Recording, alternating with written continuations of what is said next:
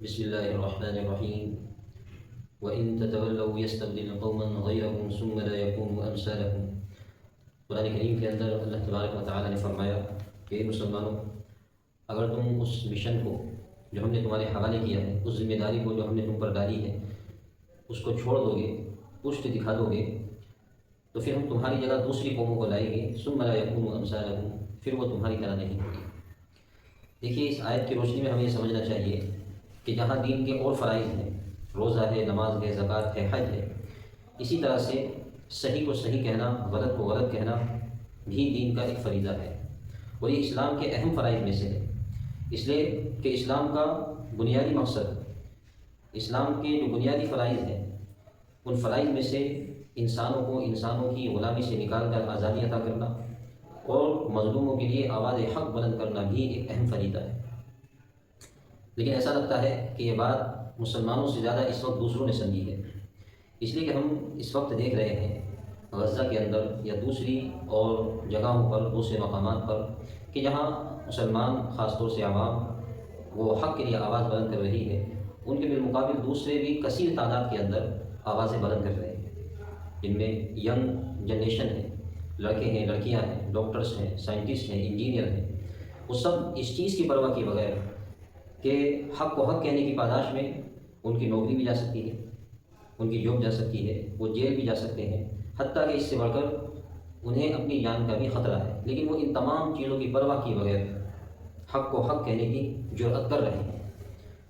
اور مجھے اس وقت میں اللہ تبارک و تعالیٰ کی یہ آیت ہی یاد آتی ہے، جس میں اللہ تبارک و تعالیٰ نے فرمایا ہے وَإِن تَتَوَلَّوْا يَسْتَبْدِلْ قَوْمًا غَيْرَكُمْ۔ یہ واقعی انتہائی اہمیت کی حامل آیت ہے، اور مسلمانوں کو اس کو بہت سیریس لینا چاہیے، اس لیے کہ اللہ تبارک و تعالیٰ فرما رہے ہیں کہ جو کام ہم نے آپ کے سپرد کیا ہے،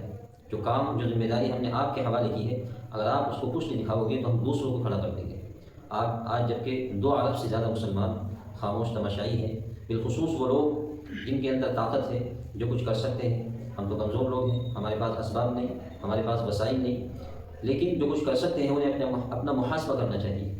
کہ آخر ہم کس طرح سے شافی محشر کا سامنا کریں گے،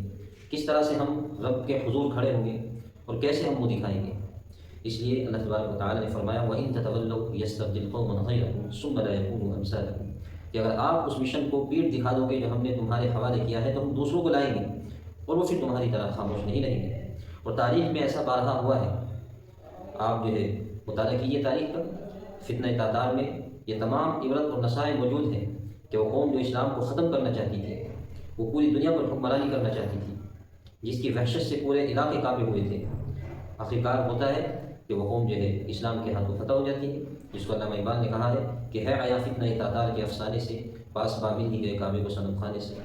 تو اللہ تبارک و تعالیٰ اپنے دین کو، اپنے کلمے کو اور مظلوموں کو تنہا نہیں چھوڑے گا۔ اللہ تبارک و تعالیٰ تو دیکھ رہے ہوں گے کہ کون حق کی آواز بلند کر رہے ہیں۔ اس لیے ضرورت اس بات کی ہے کہ جہاں ہم دوسرے فرائض ادا کر رہے ہیں، روزہ، نماز، زکوٰۃ، اور اسی طرح سے دوسرے، تو یہ بھی کوشش کریں کہ نبی صلی اللہ علیہ وسلم نے ارشاد فرمایا کہ اگر آپ منکر تو دیکھیں، تو اگر آپ کے اندر طاقت ہے اس کو ہاتھ سے روکنے کی تو ہاتھ سے روک دیں، لیکن اگر آپ ایسے ہی آنکھیں چرا کر کے نکل جاتے ہیں، یا آپ کی زبانوں پر، ہماری زبانوں پر تالے لگے ہیں اور ہم صرف اپنے ذکر اور اذکار میں مشغول ہیں، تو پھر ایک بڑے فریضے کی ادائیگی میں ہم سے یہ کوتاہی ہو رہی ہے۔ اس لیے اس طرف جو ہے غور و فکر کرنے کی ضرورت ہے۔ اللہ تبارک و تعالیٰ ہمارے اندر صحیح کو صحیح اور غلط کو غلط کہنے کی توفیق عطا فرمائے۔ وآخر دعوانا الحمد للہ رب العالمین۔